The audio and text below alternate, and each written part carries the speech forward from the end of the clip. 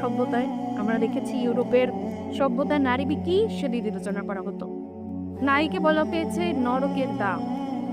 নারীকে নিয়ে বলা হয়েছে যে তার আত্মা আছে কিনা সেটা রিসার্চেবল, অর্থাৎ তার মধ্যে আসলেই প্রকৃত অর্থে আত্মা আছে কিনা।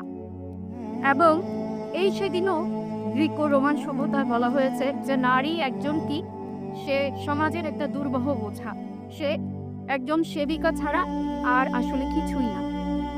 এবং একজন পিতা ইচ্ছে করলে তার সন্তানকে সহজে বিক্রি করে দিতে পারত তার ইচ্ছা বিরুদ্ধে। এই অবস্থায় ইসলাম কিন্তু নারীকে একটা সম্মানজনক মর্যাদা দান করেছে। ইসলাম নারীকে বলেছে আল্লাহর একটা সম্মানিত সৃষ্টি, এবং আমল ও মর্যাদার দিক দিয়ে নারী পুরুষের মধ্যে আসলেই কোনো পার্থক্য নেই। নারী যা অর্জন করবে তা তার, পুরুষ যা অর্জন করবে তা তার।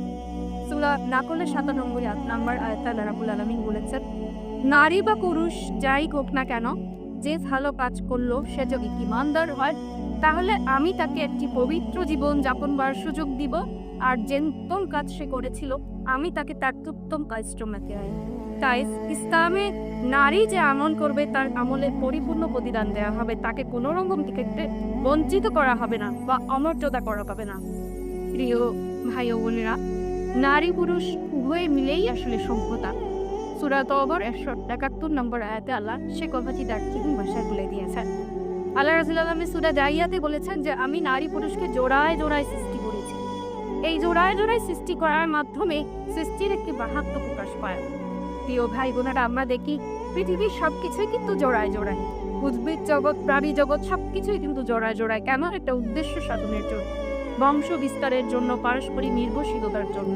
এটা কিন্তু কোনো বিভাজনের জন্য নয়, এটা কিন্তু পরস্পর কোনো প্রতিপক্ষের জন্য নয়, একটা বিশেষ উদ্দেশ্য সাধনের জন্য এই জোড়ায় জোড়ায় সৃষ্টি করা হয়েছে।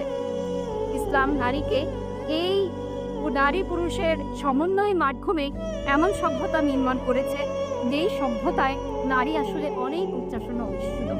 রাসূল সাল্লাল্লাহু আলাইহি ওয়াসাল্লাম প্রতিষ্ঠিত যে সমাজ আমরা দেখি, যেখানে কন্যা সন্তানকে জীবিত কবর দেওয়া হতো, এবং তারও যদি কন্যা সন্তান হয় তার চেহারা মলিন পেয়ে যেত।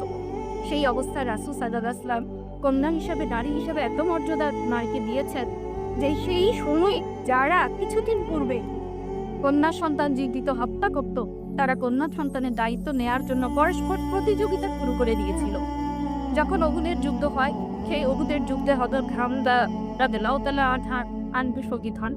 ওনার যে কন্যারা রয়েছে সে কন্যার দায়িত্ব নেয়ার জন্য 3 জন সাহাবী প্রতিযোগিতা শুরু করে দিল। অর্থাৎ যেখানে তারা আগে কন্যা